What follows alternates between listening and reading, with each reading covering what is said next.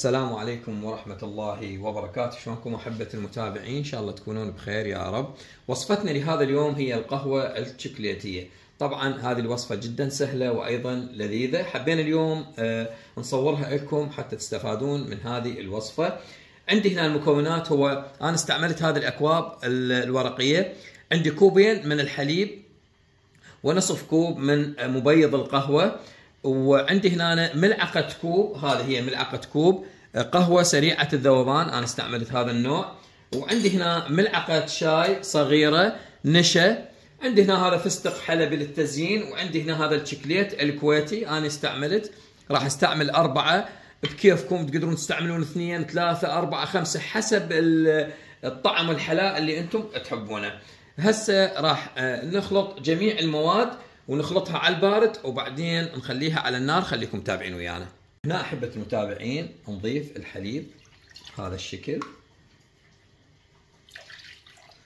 طبعا اللي يحب يضاعف هذه الوصفة ماكو أي مشكلة، نفس القياسات لكن تضاعفونها. هذا أيضا النشا هنا نضيفه، والقهوة سريعة الذوبان، وهذه 4 قطع من الشوكليت الكويتي.